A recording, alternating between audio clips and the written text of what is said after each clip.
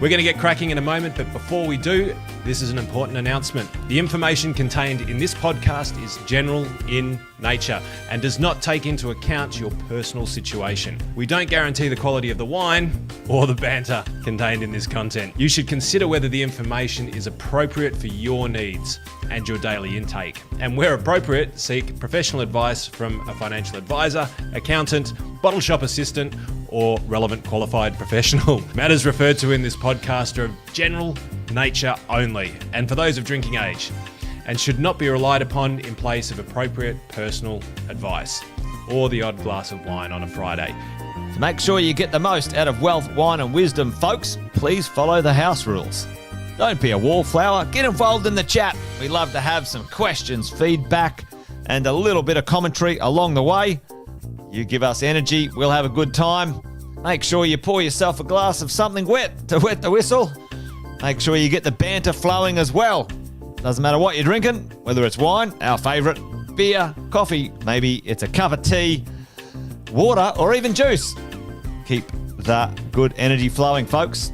There's some house rules. If you don't put your name down, we don't know who you are, you're not coming in. Don't spam or advertise. This is our little game of cricket. This is all about debriefing the week, folks.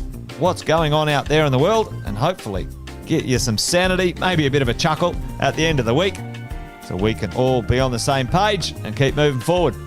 Make sure you respect your fellow patrons, because we don't let any old muck in this place. And most of all, have some fun and enjoy this episode of Wealth, Wine and Wisdom.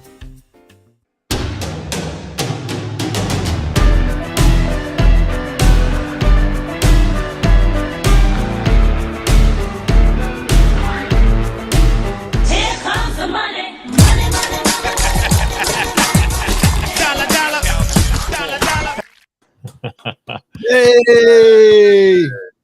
Oh, we made it back, Fenton. We're back, Mortimer. We're back. We're back. Who can guess where that quote came from? We're back, Mortimer, one of our favourite old-time shows. See who out there listening today is as old as us. Oh, there you go. Good to see you, mate. Mate, great to see you. A few people already on and a few cheeky comments coming through. Jeff, good to see you, mate. He's broken down, so making the most of it while he's sitting around. Julie, back at you. He is a very cheeky boy. You soon. Yeah. Got a few of the early crew here. Alison, great to see you. Welcome along, folks. We haven't been around for a while. Fenton's been busy. I've been busy. It's been difficult to coordinate, but we're back. And we're going to try and get our mojo on. Gabrielle, good to see you. Thanks for joining us. Great to have the early birds here. We got Beck as well. Fantastic. Mate, why don't we do the good old intros from back in the day? Why have we ended up here? What's this Wealth, Wine and Wisdom about, folks? Well, many, many moons ago, Fenton, what happened? Well before this was great, we got together, and I was just reflecting today because somebody gave me a point-to-point return of a portfolio from 2019 to today, and I was like, "Holy shit! Was it really only 2019? Was it actually? And it sort of was it that close? But was it that long ago?" Where Witten and I, as we went into the middle of the beginning of the COVID crisis, we decide to share our combined knowledge and debrief the week in with all of you guys, so that everyone could listen in to how we were making sense of all the bullshit that was out there and the legislation that was dropping. It was really, really challenging and difficult times to find the right information. So we started trying to help everybody out there make better decisions in business, in property, and investing, and make sense of the mayhem out there. And we've kind of enjoyed it along the way, and we've kept doing it with the hope that each week we can make a bit more sense of what's going on out in the world of property, investing, business, finance, politics, and also enjoy a nice glass of wine with all of you on a Friday. Well, Rose, we've missed you too, mate. Thanks for the shout out. A good excuse to have a good glass of wine with good friends. And our first initial iteration was called Drunk and Disorderly, but we upgraded that to Wealth, Wine and Wisdom. So great to have everyone here tonight. From this, Fenton, too, just a few of you, we've got Julie on, who's part of our new program that we launched for business owners. The exit plan is sort of grown from our banter and our conversations about helping people in your world, the world of your background anyway, sort of banking and financial planning and finance, and my world in the world of real estate. And certainly both of us in business together as well, trying to help business owners navigate, trying to help property investors navigate, trying to help people who, want to get ahead of the moves that the government are making. So there you go. So I was just reflecting on that the other night when I was in hospital with the little man Leo. He's all well now, but he's been very, very sick, but he's back on the mend. As I was sitting in hospital, just sort of reflecting on different things while he was asleep, I was like, actually, yeah, the exit plan is the extension of Wealth, Wine and Wisdom for business owners, and so really taken something that's been really a philanthropic, if you could call it that, effort to maybe not giving money to charity, but trying to give good information to the world, and sort of now turned that into the exit plan, which is well underway now. And we came to you guys live from the exit plan 2 weeks ago. So just that the other day. Yeah. that was one of our second events where we help business owners navigate the complex world of tax, finance, accounting, managing their team, investing the full 9 yards. And it's been a bit of a trip because in my world, we tend not to know too much about property. And what I've learned through hanging out with Witten is that there's not too many people more knowledgeable than this bloke when it comes to real estate, especially in Australia. And mate, sort of really, I saw some of the results actually. And maybe we'll start here. This isn't a gloating platform, although it should be. Keep his license. Oh, yeah, that's true, Alison. And but in the beginning of COVID, and this is a classic example of information, the right information, not sensationalist information. And we'll get into the core content soon, which is all about what's been happening in the news and what you should know. And we're going to decant the week in a moment. But yeah, in the middle of the or at the beginning of the pandemic, when everyone was running around saying that the world's going to end, and we were finding all of the information that sort of said that we maybe had a few of these things happen over the last 10,000 years.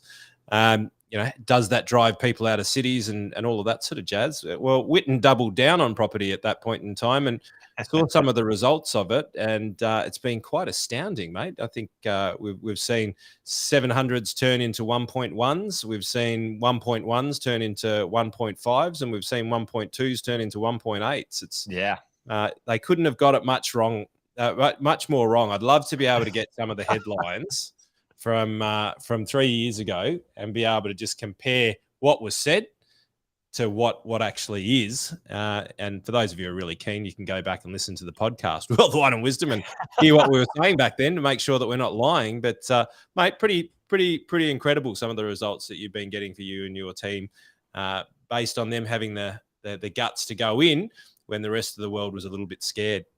Well, certainly we've got a couple on today who've received some pretty good results in that sort of space as well. So, it's one of those things, mate. And folks listening in, at the end of the day, you got to be, really cognizant of who you're listening to and why they're saying the things that they're saying. And that's what Wealth, Wine and Wisdom is all about. Andy, mate, as we go, Deb's here as well. There's Deb. Hello, Deb. Good to see you, mate. And we're up and at it. And well, let's get into it, mate. Let's have a bit of a chat. We've got lots to talk about, folks. The first little part of what we do is decant the week. It's kind of the upgraded version of what's in the news. So let's kick it off. Let's have a go straight after this. Hang on.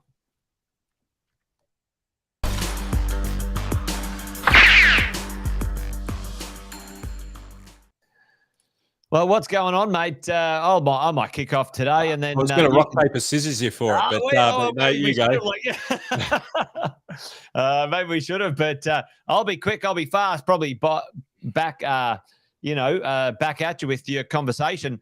There was talk about the the collapse of the property market in the early days of COVID, and it didn't make any sense that that would be the case. Of recent times, interest rates have gone up, slowed the market down. That's for sure. Growth in the market after 30% plus in some areas in a short period of time. Growth certainly slowed down the growth and regressed some markets on average. Not every individual property, by the way. However, if you look here, Andy, and folks dialing in, the tide has turned. Even in the midst of continuous interest rate rises, the property market is moving ever so strongly forward when it comes to growth, Andy. 15-month high in the auction clearance. So in the middle of the biggest boom 15 months ago, we're actually now, as of today, at a 15-month high for auction clearance rates. Incredible. It's incredible. And, the challenge is, folks, it's kind of like, it's the market's getting a lift because the supply chain is so knackered. You guys have heard me talk about this one. But Andy, this one's a pretty interesting one. For those of you, whack it in the chat, start to engage with us. Why do you think that the supply chain's buggered? Just whack it in there while Jason waxes lyrical. Everyone from Positive should know this one. I tell you, all the Positive crew should be all over this like a rat up a drain pipe. But listen, there's some pretty interesting things afoot, Andy. The median price is moving, but it's a bit misleading, right? It's a bit misleading because in the big cities, the actual, politicians have ruined some of our supply chain. And it, like you guys have heard me say ad nauseum, it actually started before COVID, and they're still at it now. We'll talk about that a bit later. But Andy, folks listening in, what's moving the needle in these median house prices of recent months is actually, if you have a look at Melbourne, let's have a look at Melbourne and Sydney, the 75th percentile, which means, folks, the most expensive properties, right? The flight to quality properties, people are arguing over. People with money, Andy, I did this the other night at mentoring. 25% of all property purchases in the last 12 months have been bought in cash, zero mortgage. 25% on the eastern seaboard of Australia. Okay. Wow. Yeah, it's insane. It's unbelievable. That's a lot of drug money. Mate, there you go. Maybe everyone was doing drugs in the middle of COVID, right? So there's more cash around than you could possibly know what to do with right now. And for us, we're like, well, where is it? Our interest rates are going up. But the wealthy got extremely wealthy. And those with money are buying good quality properties, Andy, and there's not much around. And it's actually moving the needle. The bottom end is not moving the needle. It's the upper end moving the needle. And we're seeing it as well. Between the sort of $600,000 to $900,000 buying market's really slow go.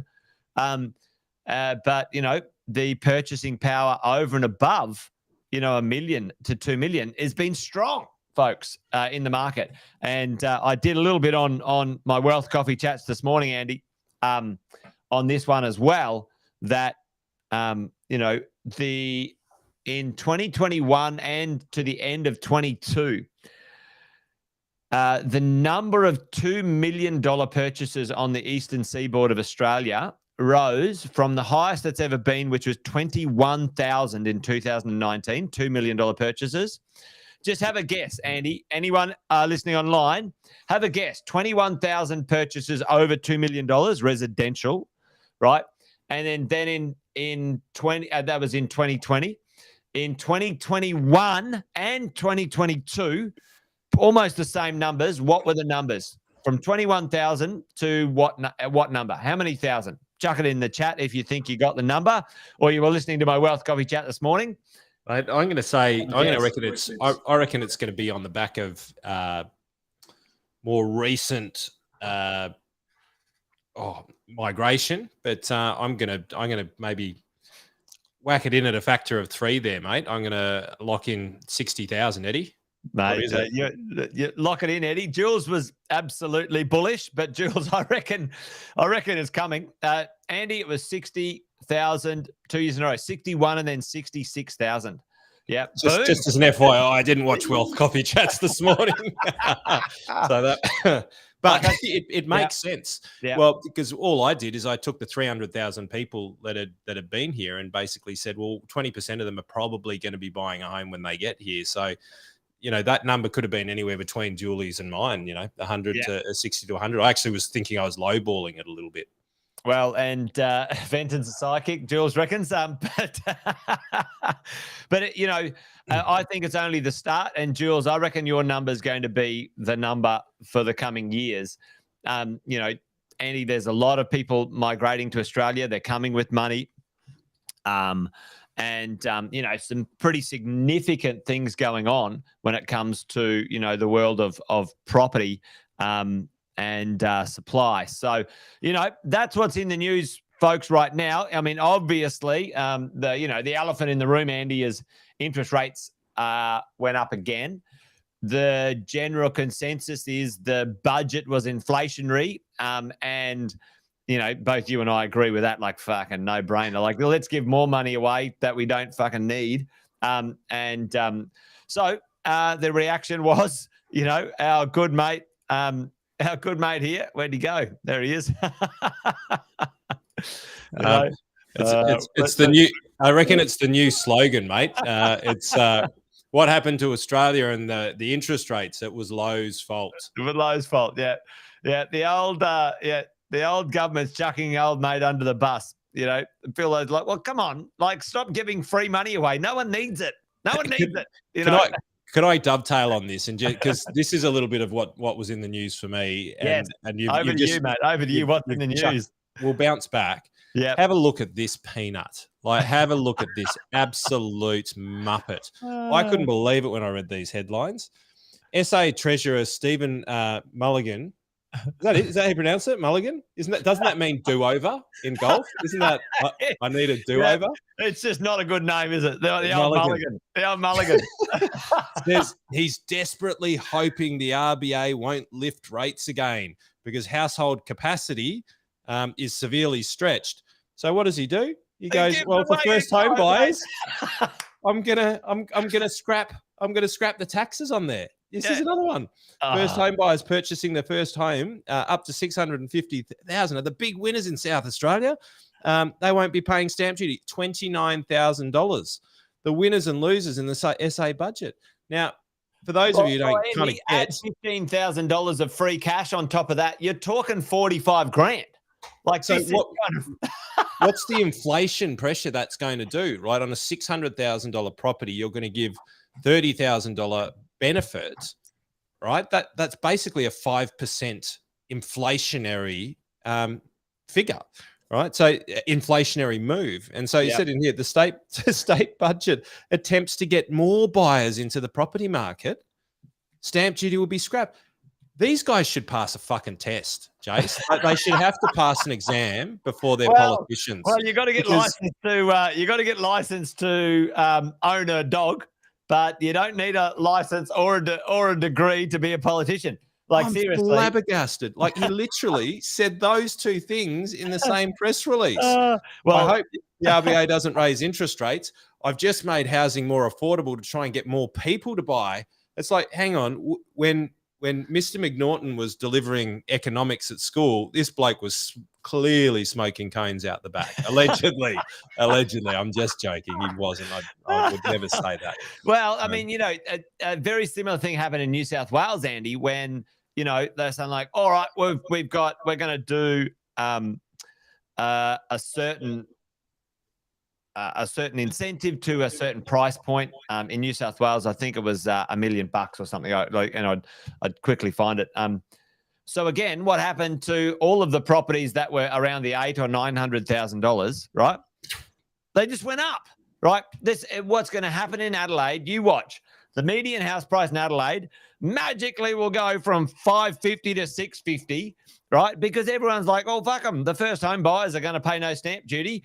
Boom. It's stupid. It's stupid, right? You know, you don't need, yeah. You don't need financial acumen to be the treasurer. Well, there you go. Well, I'd be interested. You know what? I'd be interested to know if actually they did have any any qualifications to be there. But you're right, Andy. Like that sort of stuff is not doing us any favors. It pushes the prices of real estate, and this is, you know, on one side, I'm a beneficiary of this with our clients, and you and I are too. And on the other side, you're like, it's sort of giving with one hand, but in the end, it's this kind of, it'll get taken away with something else, right? It's not normal. Yeah, it's not natural. It's not normal market sort of to, you know, it's not the right thing to do. And yeah, anyway, yep, you're dead right. Yeah. I think Allison's talking about Polly's, not about us. Yeah. Well, you know, and they're just grasping at straws. Let me tell you, because out and about in the marketplace right now, mate, you know, we've got some ludicrous ideas that build to rent's going to help our supply problem. You know, in the world of real estate, it's not going to help it, folks. You know, but you know, we've got inflation issues, Andy, which, you know, we were hoping that we're going to be slowing down, but the government's still throwing money at stupid things. Which is then inflationary. The RBA is going, well, fuck, you know, you're not making my job easy. You know, the only thing we've got to bash, you know, you see everything as a nail if all you've got is a hammer. So, you know, they're just putting the interest rates up. So by and large, folks, unfortunately, you know, I think for many of us, we're going to see maybe one or two more interest rate rises, Andy, is the general consensus. Out of expectations. And I've got some slides on stats of bond yields and things like that if you want to go in later, but over to you, mate. Yeah, well, maybe not just yet, but if we want to get into some of the more technical side later, but yeah, I tend to agree. And just to be super clear to everybody who's out there, Lowe has one mechanism that he can use to help the economy, right? And it is it's interest rates. And he raises interest rates in order to get the economy back into the target band of inflation. And this is it, right? The target band of inflation is 2 to 3%. So Lowe's job is to get the market back there, right? Now, is that coming up the right way for you, Jace? Yeah, I can see it. I think on your side, unless you've got to go in and sort of untick a mirroring, but it's mirroring for you. As long as it's all right for you. Yeah, we can see it. So the target range 2 to 3%, which is, you know, that's their job.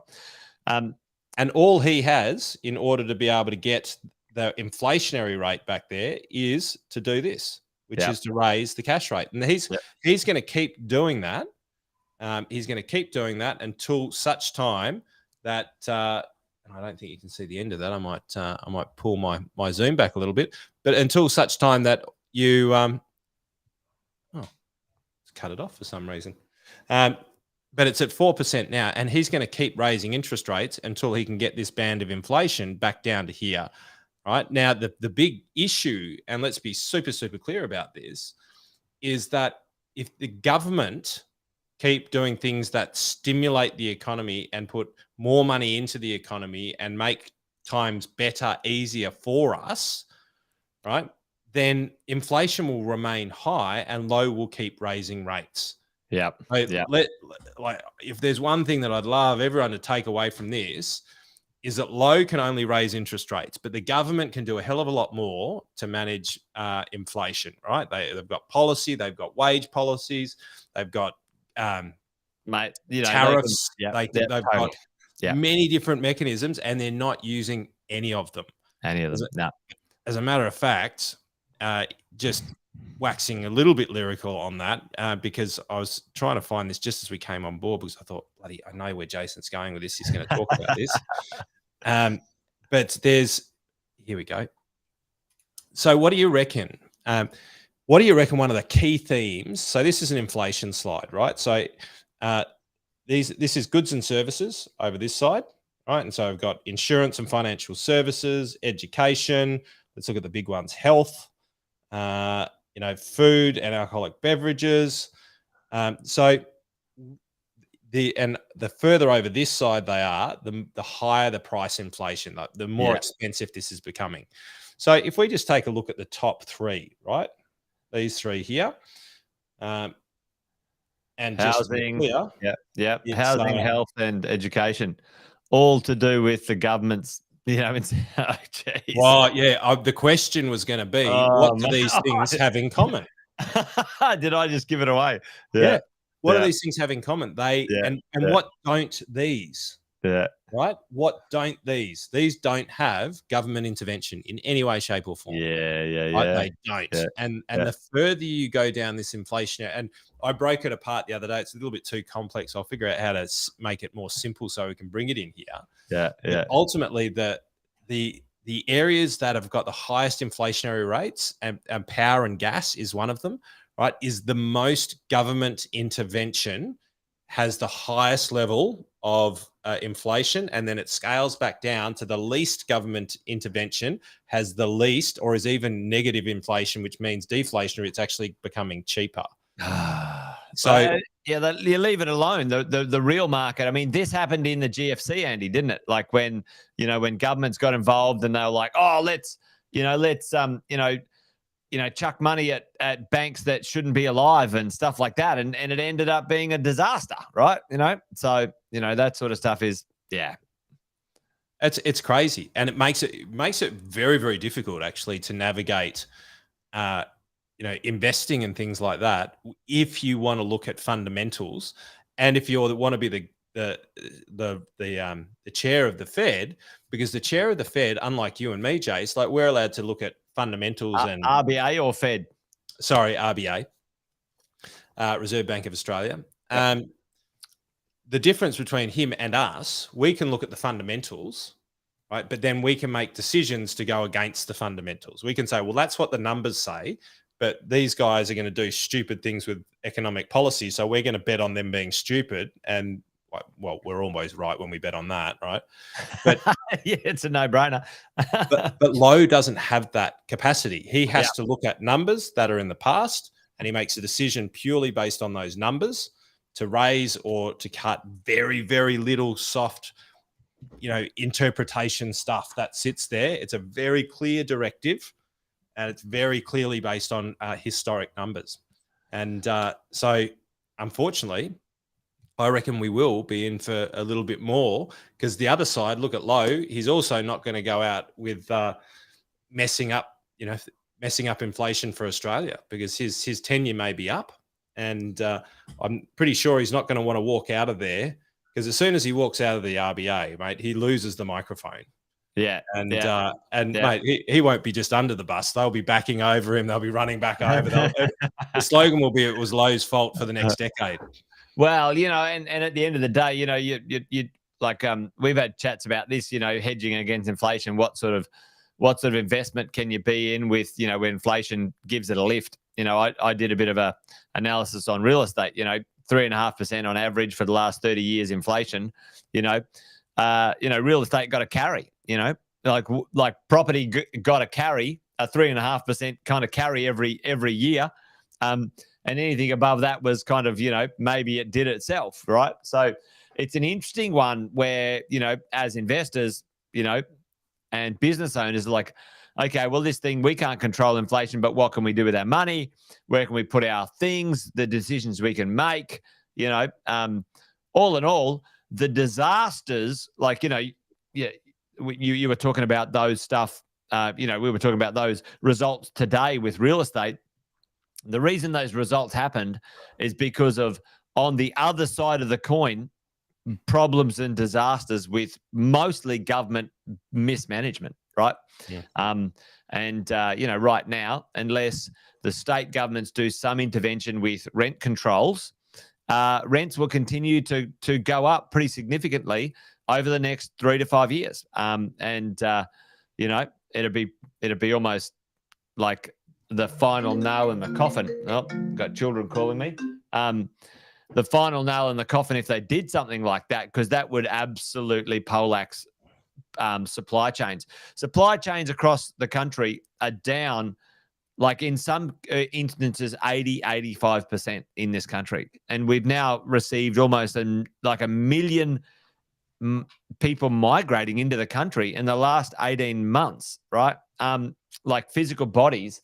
And we're so many thousands, almost hundreds of thousands of dollars, hundreds of thousands properties short on our world. And, that's just, that's not talking about business owners either, Andy. You and I have talked about this. So, what else have you got for everyone today, mate, out there in the world of investing or business? What else is in the news? Well, mate, this was the only thing that was either interesting or surprising. It was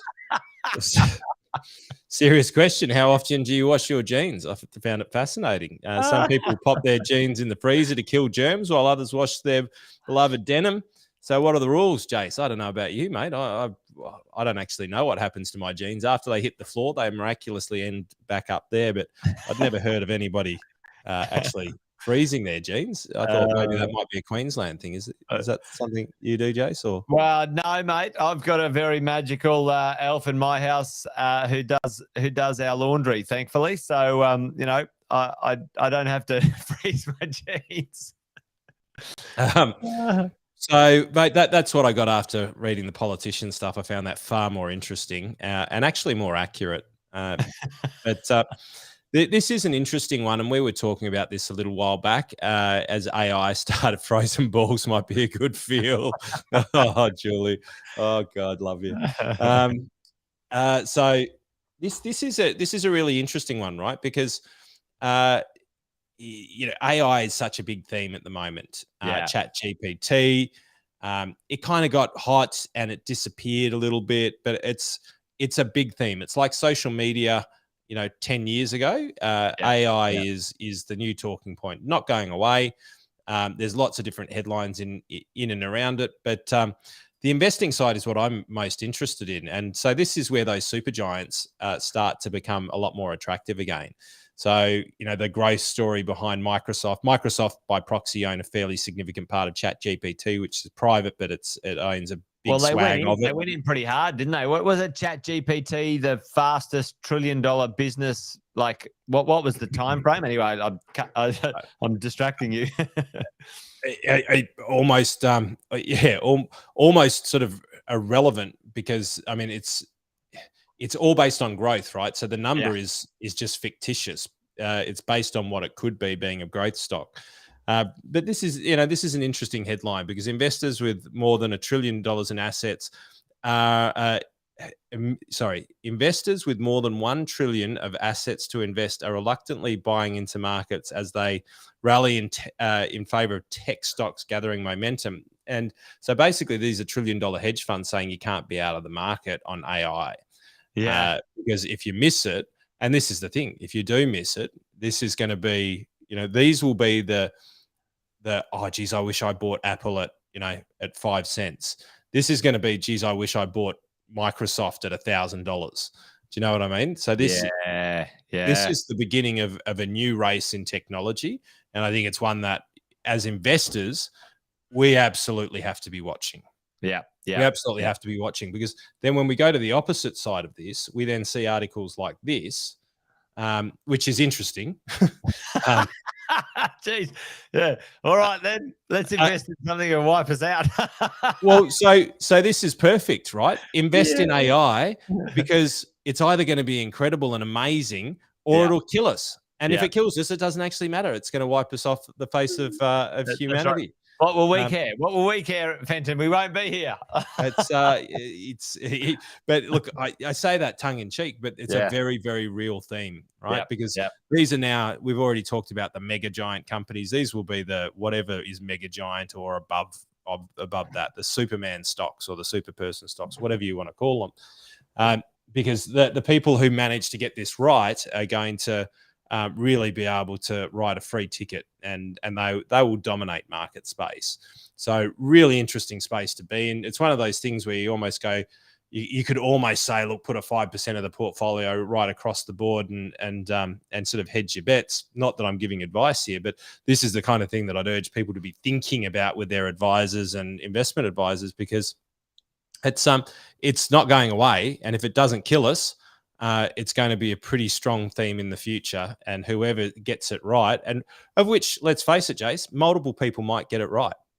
Well, in different forms. It's very likely, and let's talk about it. From a comparison to cryptocurrency, Bitcoin, those conversations from 2, 3, 5 years ago. If you purchased at a period of time, you're still up. Significantly. In those marketplaces. There's still lots of legislation in and around those things, but AI, well, again, one of those things taken off like a firecracker, lots of stuff to work out. However, if you're in that world, can you imagine the lawsuit, like the equivalent to the Mark Zuckerberg in front of Congress, and it'll be like, hang on, just before I respond to this, ChatGPT, what would you say? Can you imagine it? It'd be like, mate, you guys couldn't even take down Kerry Packer. You are monumentally screwed against ChatGPT. Like, seriously. Right. No. It's and this is, it even goes to the foundations of conversations where, politics and politicians and governments are, unfortunately, that they've been so cumbersome in their growth and their own innovation that businesses and marketplaces have left them behind. And it's some interesting, if we look out into the future, Andy, 20, 30, 40, 50 years, there's a lot of foundational things that might change. Some of the conversations I was talking with my crew the other day.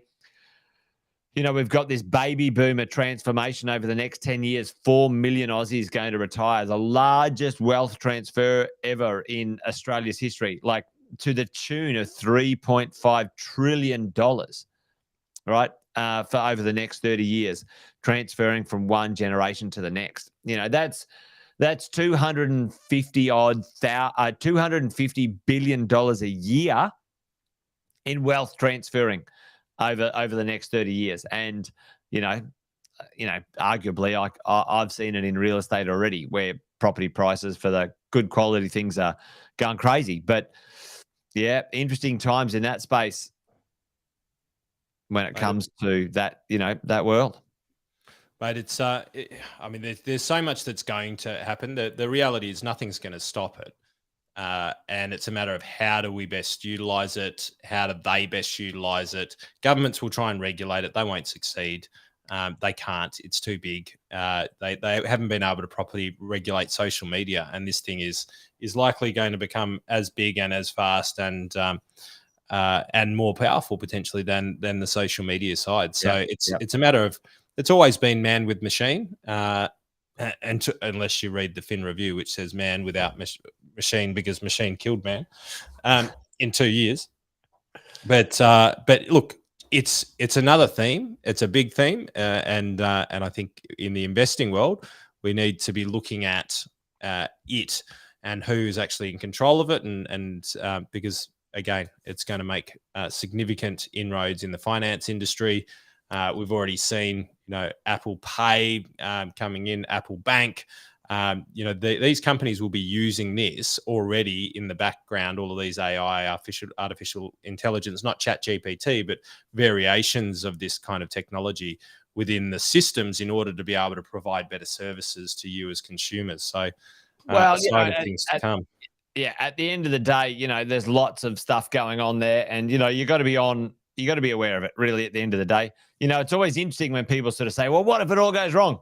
Well, you know what? If it all goes wrong, we're all in the same boat, so who cares? But what if it doesn't, folks? What if you hit in the corner for the next 20 years worrying about ChatGPT? What if you hit in the corner worrying about, 2000 when the clock was going to fail on the computer? What if you hid in the corner when, the world's banking crisis in 2010 was going to collapse the world as we knew it? Blah, blah, blah, blah. What if? Maybe one of those will come true one day. Who knows? But, right now, the evidence says that they don't. And we as humans, people, pretty resilient when it comes to this stuff. So, you and I, Andy, heard a very learned speaker on this AI ChatGPT stuff, and he's a pretty significant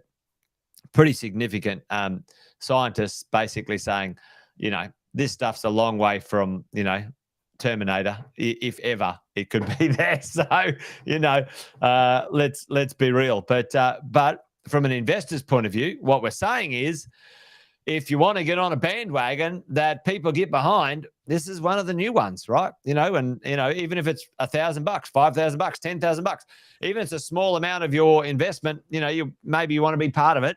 Something maybe you entertain is really the takeaway, Andy.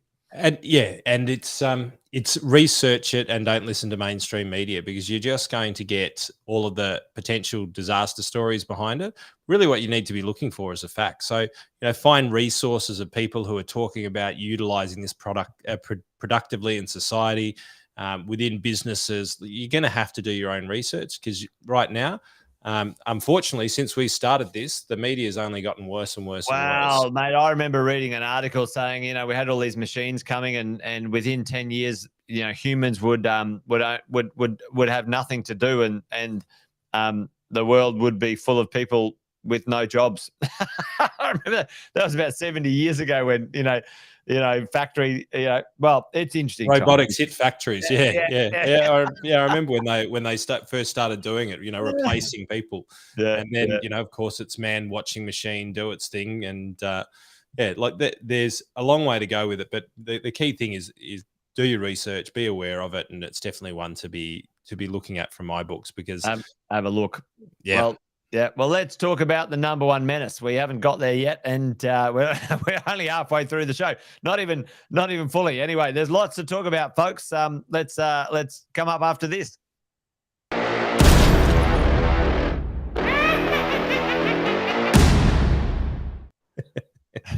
love that.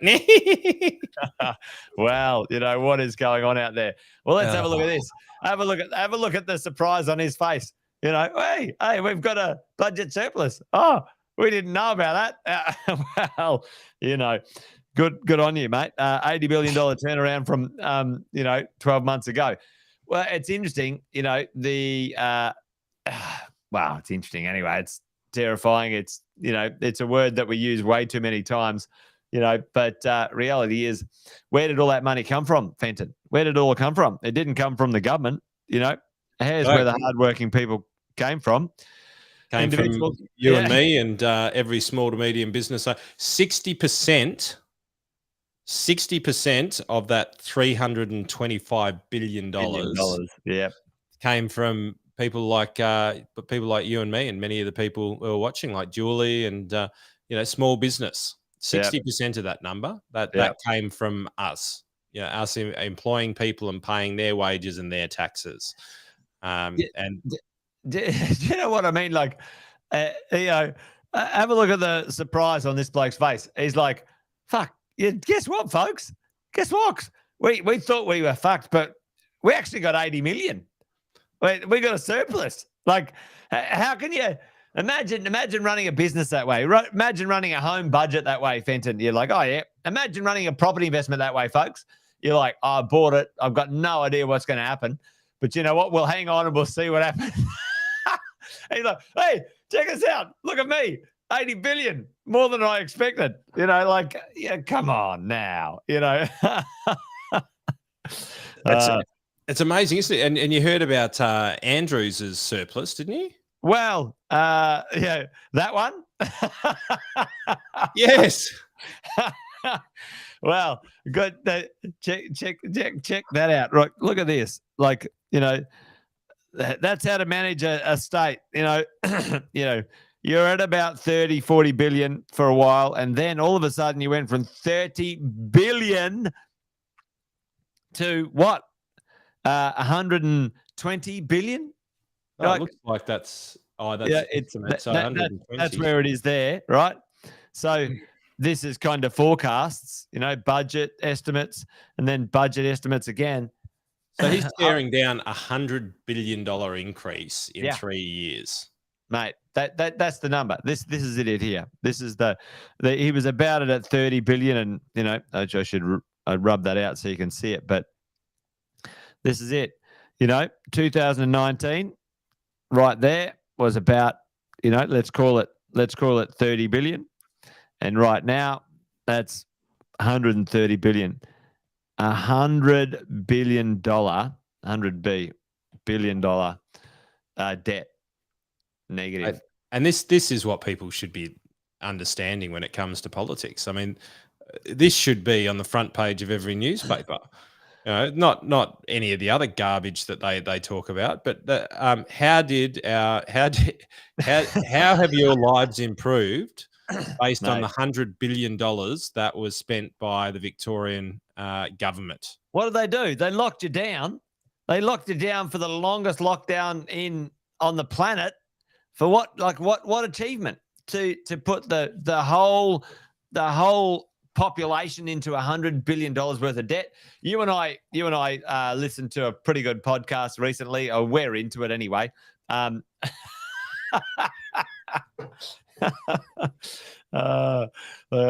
you did right. That got me right. Someone just smeared some peanut butter on the ground. I reckon that's what they've done in that Alison. They've taken it and they've gone, hang on, it's like the old monkey. That can't be right. No, that it's actually down. Our debt's down. Our debt's down. Well, it's well, that's the thing. They love him. They voted for him. Well, it's a bloody funny thing, isn't it? But but what's the point of this? At the end of the day, you got to watch the politicians. I had something else here. Here's the drill, Fenton. We've got them having a crack at bringing in super caps. When it comes to how much you've got in your super. You and I have said this to many people. We dare you to get 3 million in your super. Get on with it. Get on with it then. But for those who do, well, there's some things going on. Australia is one of the wealthiest places when it comes to super contributions and those things. But check it out. A review by super funds have found it's been charging members with multiple accounts and duplicate fees. Sorry, we overcharged you 70 million in fees. Sorry. Just, crikey. We should have a what do they call it? A royal inquiry into industry super funds. Yeah, it's mad. But that's what's going on in my neck of the woods. Fenton, what do you got over your neck of the woods? Victoria's got some debt like it wouldn't believe, but we actually slipped back from AAA rated state government bonds to AA rated. So we actually dropped a rating because of how much money was spent in Australia. It's crazy. Absolutely crazy. Madness. Mate, so the rest of the stuff I had was mostly in and around inflation. It was really just some data and pulled straight from the Australian Bureau of Statistics and the Reserve Bank website, just to kind of put some more heat behind. It's not Lowe's fault where he is, but let's have a look at the real data. Australian rents are on the rise. Why are rents on the rise? Because the cost for, and it's not interest rates, the cost of ownership of property is going up. Now let's separate that a little bit from just interest rates. When you raise land taxes in Victoria, thank you, Dan Andrews, when you start to create high levels of duties, right, in other states, then that passes on a cost increase to the people who own the properties. That cost increase then goes on to the end consumer, right? When you hire people from outside of Australia to build in Australia, my prediction is in 5 years' time, all of those systems will be completely fucked. But the hedge funds will have done very, very well and built a lot of really good real estate. Well, they're not going to lose any money, are they, Fenton? They'll probably have a bet on themselves actually winning and losing. So they'll have a side bet on on their own share price going up or down. The moment they feel like they're losing, yeah, they'll be shorting themselves like there's no tomorrow. So what is one of the big topics in the news at the moment is price increases that relate to energy prices. Yeah. Well, here's what happens when you start shutting down fucking coal mines, shutting down coal gas stations, when you start leaping to green without really thinking about like what are the long-term ramifications of this. Like, yes, we all want to go green. No, I'm not having a pop at that. But let's do it in such a way that it is sustainable, and let's value the word sustainable, right? Rather than let's just start, making massive popular decisions, which end up, when things go a little bit wrong, putting massive price increase pressures back into the system. Your wonderful state there, Jace, you're going to benefit hugely from this with the coal going back onto mainstream and turning on the coal again, and then putting price increases to the rest of Australia in order to be able to get a little bit of Queensland coal energy. Mate, that's going to send electricity prices through the roof. So, mate, bit of pain to come when it comes to electricity. Totally government regulated, one of the highest regulated industries in Australia. It's ludicrous. Yeah. One of the other heavily taxed industries in Australia is petrol. They released well, here's one thing: like, if they really wanted to help consumers a little bit without putting too much more money back in their pocket, maybe they could have left. Remember, they had the fuel subsidy for a little while, because prices were getting a little bit out of control. Maybe they could have left a little bit more of that in play in order to help us manage what is absurdly high, and again, very, very political when it comes to oil. Very, very politically motivated. Very important to the economy. And here's the thing, mate. I don't know about where you live, but if you live where I live, you pay a luxury car tax on a green energy car. So riddle me that, Batman. Like, Jesus, you call yourself green. You're not green. You couldn't be more brown coal. If you smeared your face with mud. But this is what we're staring down at the moment. That's not going away anytime soon either. So again, inflationary pressures. This is one that I found really interesting, especially with having a son which spends like one day out of 50 in daycare. Welcome to the world of parenthood, Fenton. Well, mate, they got into our industry for charging dead people, right? And fair enough, right? And they say fee for no service. I'm like, Jesus. I've literally paid now 5 weeks for nothing. I've paid 5 weeks for a slot. That's what I've paid for 5 weeks for the opportunity to use a service. It's crazy.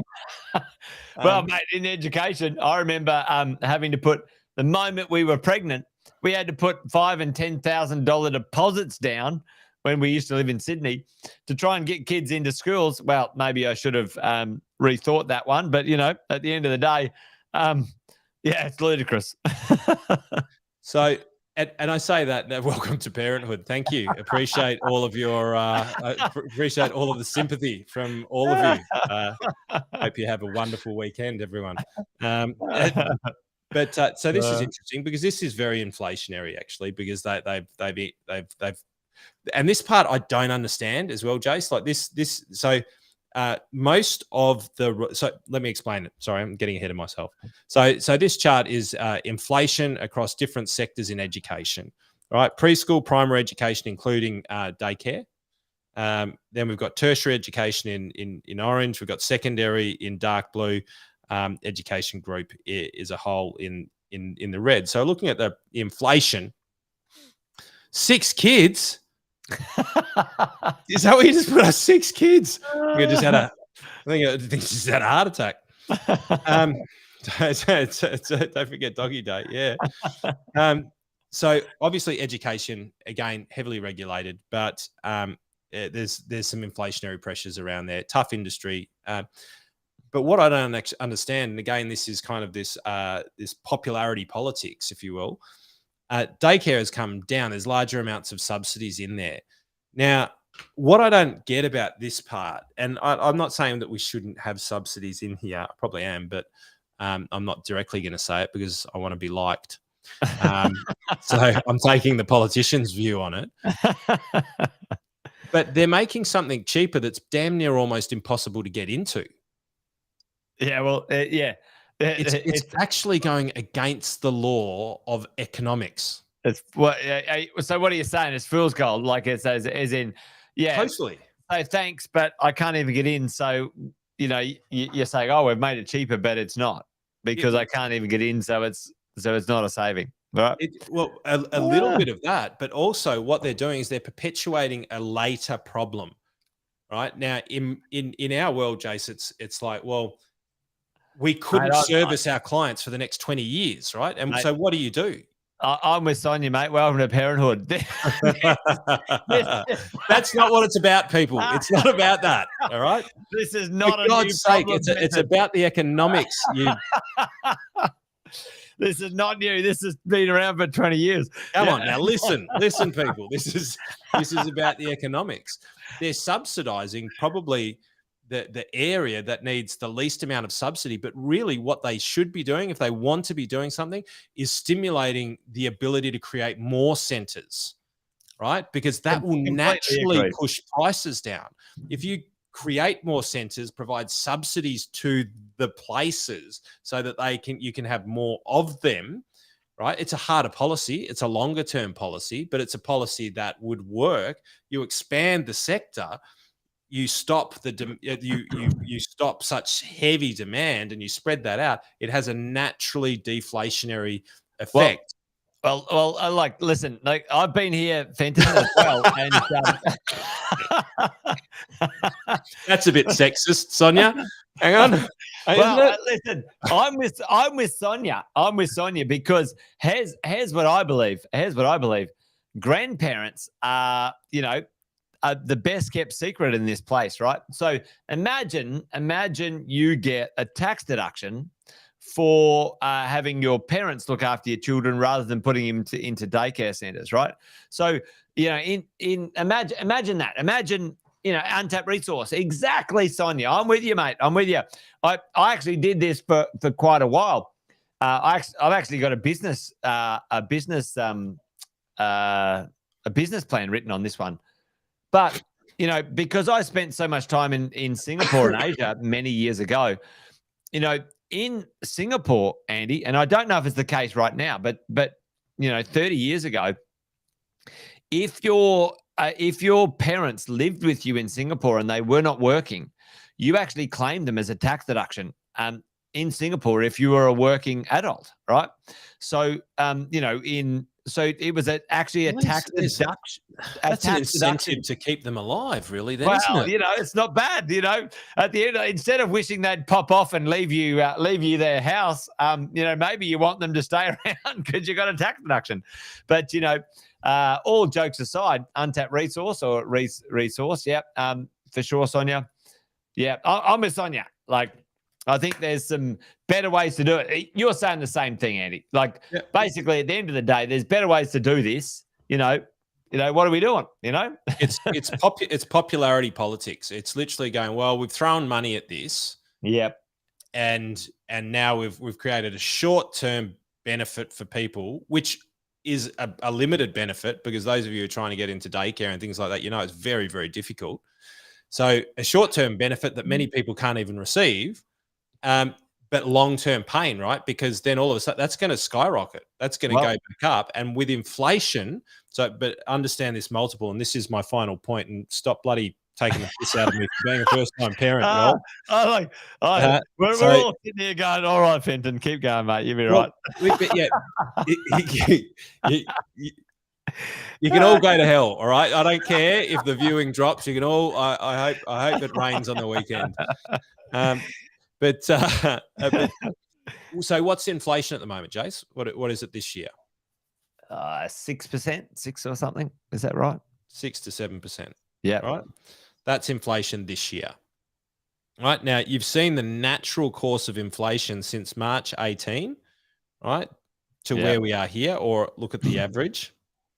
right? So we're sitting at around about 6%. Now, the light blue line was well on track with everybody else through that period of time, right? Obviously, we had the COVID period in 21 that there was some significant effects on. But what is going to happen to daycare in 2 cycles, right? Assuming that they then repeal this subsidy, what's going to happen to the cost in the blue bar Well, after they call 2 more years of 6 and 7%? All right. There's a term for it, folks. I was about to let go. You asking me or you asking everyone in the chuck it in I'm the chat? asking everyone. All right. I'll put a clock on. No, I don't have a clock. Well, it's called mean reversion, Andy. It goes back and it overshoots what it should have been. It'll pop back to being more expensive than it was. Yep. And away you go. Yep. Right. So if it should have been tracking along this line and then it gets discounted to here, right, for a few years, then imagine the pain when it kicks back up to here in 3 years' time. Because it's cliff the opposite way. Yep. Yeah, it's a reverse cliff. And mum will need to stay at home. Childcare will be too expensive. 100%. And then what happens to the childcare industry? Mate, it becomes a problem.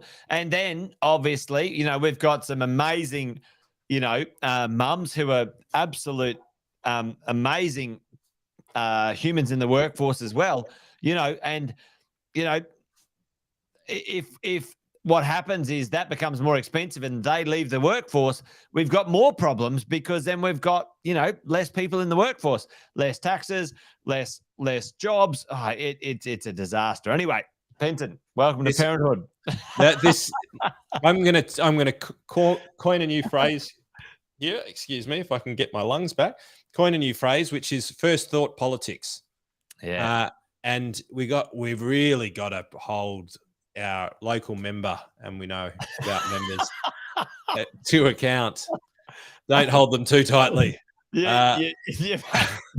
All right, Penton, easy on the wine. All right.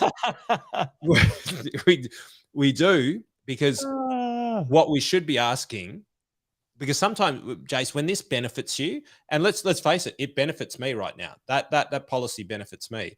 But I look at it and I go, what's the second and third and fourth flow-on effect of this first thought politic? Here's what's going to happen, mate. And you and I have talked about this ad nauseum, right? So, what else is significant with 1979, Jace? Just a little bit of a pop quiz. Does anybody know what amazing thing happened in 1979? 1979. Gee, I was only 6 years old, so I'm not quite sure I paid any attention. 1979. It was an amazing year. Was it? It was an amazing year.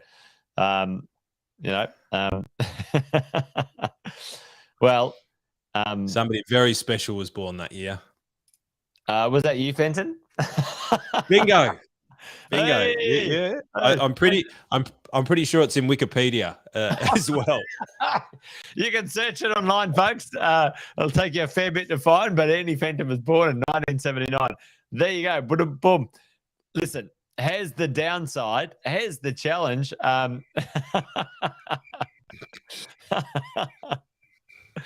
Here's the challenge, folks.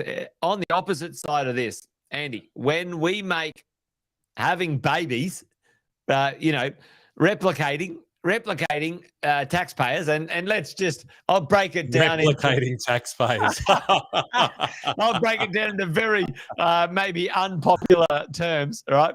Wow. If you don't have enough babies to replace you and your partner, right, our population is decreasing. What is happening? What happens, folks? I mean, economically, this is a show about economics and money and investing and future. But you got a problem on your hands. You got a problem on your hands, right?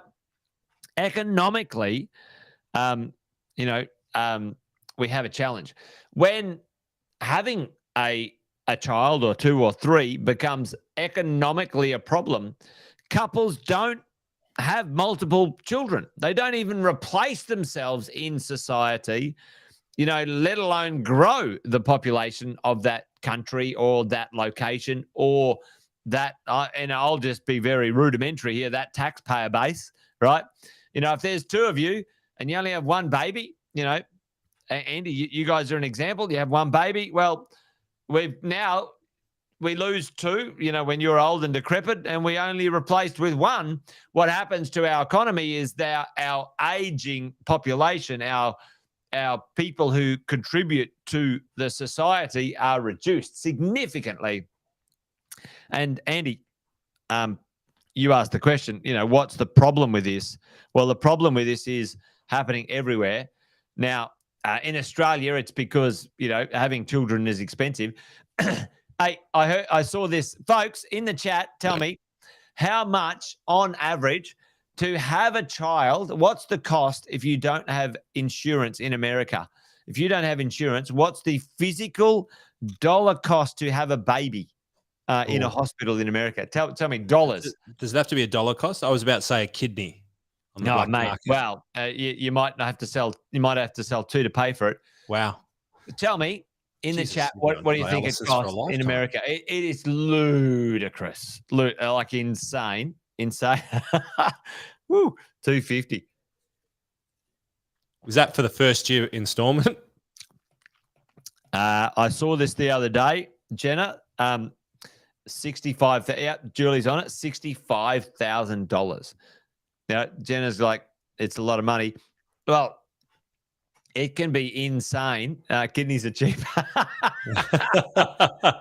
Everyone realizes you can live with one kidney, So it's insane. But where are we going with this? The point is, folks, that populations and replication is an interesting conversation, because if we look at the world population right now, we've got some trajectories of decline in actual world population, Andy. Number one thing, Elon Musk was asked a question not so long ago.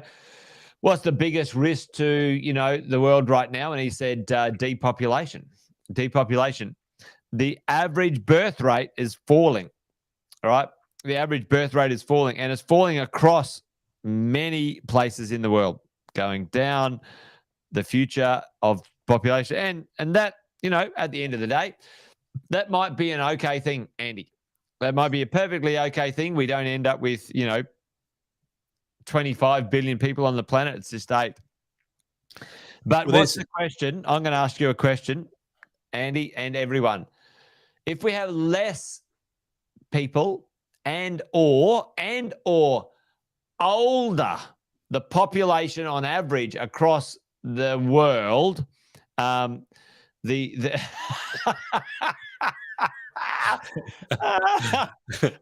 lucky we have lucky we've got the Chemical Romance. Actually, you might be right, Alison. Alison's probably got a pretty good argument here. Maybe robots will do all the stuff. But all right, so tell me. I can't even remember my bloody question now. Right, what was the question? If people get older in the population, what do governments have to do, folks? What do governments do when the average age is older? And I'm going to give this away. The ratio of retiree to working age individual, boom, Tim's all over it. Tim got it before I even gave it away. Means higher taxes, folks. Oh, shit. I was thinking that they'd just execute them. Well, Andy, at the end of the day, the infrastructure, right, costs money, right? And let's just do the math on this, folks. If you've got a budget and you're going, all right, my money, let's call it, I don't know, let's call it $100 billion a year. And how do I make that as a government? That means I've got 26 million people paying me X dollars of tax. But now that 26 million people is only 10 million people. But I've still got the same infrastructure cost, Andy. Like what's like the 10 million people have got to pay the tax. I mean, it's not a stretch, this stuff. All right. So the point is, folks, the point is this. Here's my outcome. Here's my point. Australia, even though this is unpopular conversations, this is unpopular politically, but I believe it's popular economically, personally. But I've had a few heated debates with people on this. I think Australia should take advantage of how amazing and awesome we are to live in our country. Like every day of the week, we should say, yep, you can come into Australia, but you got to bring $2 million and you got to buy some real estate and you got to invest in business. You got to bring resources and you got to bring, you got to come and bring some stuff. That's my very self-centered version of the world, right? But if you think about, don't just drop the family off with no presents for the birthday boy. Make sure that you come bearing gifts. Yep. And buy lots of things. Away we go. But let me explain. The last 10 to 20 years, we've benefited from our relationship with China, right? We have. And significantly, by the way, if you want to add that up, China, don't get down on China. They've given us in Australia a significant quality of life that we couldn't even possibly imagine if we weren't their trading partner. Insane. Yeah. So I don't understand why it's so dumb to antagonize them. But anyway, but the upside is this, Andy. The last sort of 30 to 40 years, 50 years, China's been number one. Now India is our number one partner, and now our number one opportunity for economics. And check this out, right? So interestingly, right now, Indian migrants are coming into Australia pretty significantly. And this is where we've got some opportunity, right? 128,000 students in the last 12 months been pretty significant. I saw a stat the other day that every year there's 1 million millionaires created in India every year. 1 million millionaires. And I think it might have even been more. What's the point? Andy? Here's the point. Here's the stats, folks. Australia is the number one fastest growing population as a percentage of the world right now. And it is no joke that New Zealand and Canada are number 2 and 3. We are the 3 most interesting places, most desirable places to live on the planet. We should take advantage of that, right? Check out this, Andy. We've talked about Japan in the past. Japan's fucked, folks.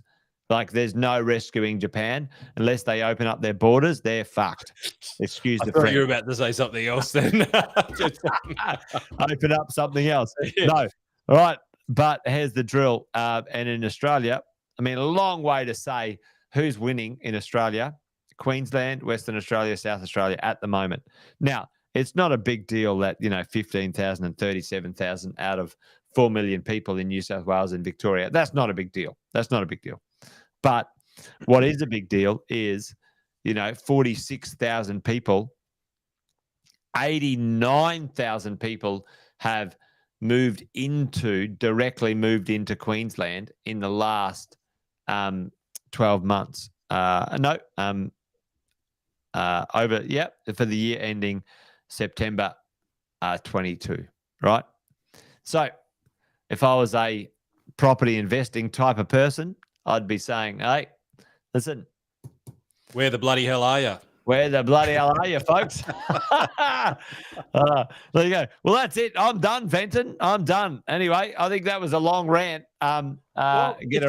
It's an interesting one because there's a difference between the Australia growth story from India as opposed to the Australia growth story from China.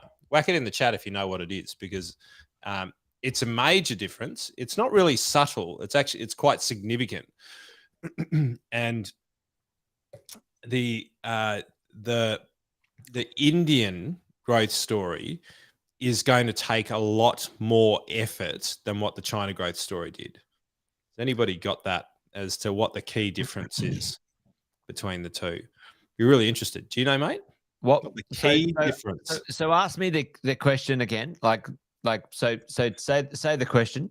So Australia benefits from China. Will benefit from India. Yep. And Australia did benefit significantly from China. Yep. How will it benefit differently? Because it's a very different benefit that we're going to get from India as opposed to China. Yeah. So my initial conversation, without too much deep thought, is number one: China bought resources from us, helped us fuel the mining boom. India is an immigration partner. They'll send people to us. Yeah. And so it's going to take so China's story was easy: dig it up, ship it out. So fast, instantaneous effect right across Australia, mostly dug out from WA. Yep. Brad, good work, Brad. So with population growth, you need good economic policy in order to be able to fully take advantage of good population growth. And poor economic policy, it can create a lot of mayhem. And so this is where it's really going to be interesting. Jason, I think that the next 20 years, it'll be interesting to see how long Australia actually deals with these muppets and the poor leadership that we have in Australia. Mate, we need some fucking strong leadership. Like, seriously, like, it's that annoying that both you and I are entertaining going into politics, and that's fucking lunacy. I know, it's crazy. Why would we want to destroy our lives? But why would we want to do that? Fucking hell, it feels like it's almost conscription. You have to do it in order to save where we're going. But even in we had one of the best medical systems in the world. We still do. I'm not going to say that we don't. But going through there over the past week or so, one of the things that I noticed, because I've spent a lot of time in hospitals personally for different injuries and things over time, and family matters and stuff like that. And what I've noticed is a gradual change in the hospitals. And yes, they're understaffed, they're under-resourced, all of those things. But there's also this what seems to be creeping in this kind of buck passing, lack of accountability in some measures, which I've never seen in hospitals before. And in my world and in your world, we always know that the people who operate within the business and medicine is a business, their culture is derived by the culture at the top, and the culture is set up at the very top. Right? And the top at the moment is being set by a very unusual crowd, I think, that potentially needs a bit of an upgrade, because what that does is it flows down, that culture flows down through the industries that it has the greatest impact on. And so let's have a look at what they are: their health, their energy, obviously the system itself. It's in state government, which controls land release, so on and so forth. So this idea that this leadership is just a surface level political issue, it's not. It's actually downflowing into all areas, and you're probably seeing it in your worlds at the moment in various different areas as well. And this is something that I think really one of the keys of this show is to try and highlight what's really going on out there and bring some attention and accountability to the people who are making the decisions, so that we can have a better life for us and our kids, in 20 and 30 and 40 years time, because immigration can be a very, very strong ally, but it can also be very, very challenging if you don't have the right people and infrastructure behind it. Yeah, dead right, mate. It's the investment now that will pay dividends for later. I think what might be good is actually we'll post that podcast from who was it the other day? I'm having a mental blank now. It was Costello and and Anderson. Yeah, I'll find it right now and I'll put it into the chats. Put it into the chat. It's like low debt is a youth policy, right? So our job's not to leave our bloody children with massive amounts of debt. So there you go. Anyway, folks, as we said at the start, there's plenty going on, I tell you. And we certainly haven't been as regular as we'd like to be over the last few months, but we're going to get back on the wagon. And because we've, actually we're going to fall off the wagon and get back on the wine. No offense intended, but the idea, folks, is, let's support each other in this thing. We've probably got another 6-12 months of bit of roughness out there in the marketplace for business owners, property investors, and stuff like that. And, we want to make sure we maybe debrief the week, but also see what's going on as we go. There you go. So Andy's put the little chat in the box. If you're into it, watch. If you're into it, check out this interview. It is brilliant. I thought it was amazing, but not quite sure. Everyone's into politics and ideas like you and I, Andy. But at the end of the day, thanks for joining us, folks, for a glass of wine and a bit of a chat. And for tonight, it's a good night from me. It's a good night from him, folks. That's it. We're done and dusted for Wealth, Wine and Wisdom. Cheers, folks. Thanks for joining us. See you next time. We'll see you next week. See you next week. Yeah. Yes. Yeah. We'll do it. All right, folks. Adios. Bye-bye. Bye-bye. Thanks for watching another episode of Wealth, Wine and Wisdom. Make sure you like, subscribe, and turn on the notifications so you never miss a thing, folks. We'll look forward to seeing you next time. Debrief the week with Wealth, Wine and Wisdom. Every Friday at 5 p.m. Victoria and New South Wales time. We know that Queensland, South Australia, WA have different time zones, as does Darwin, but we're sure that you can do the calculations depending on whether it's daylight savings or not. You can also catch up on all the episodes wherever you get your podcasts. Make sure you check out the Positive Mentor podcast from our 6-star team at positivementor.com.au.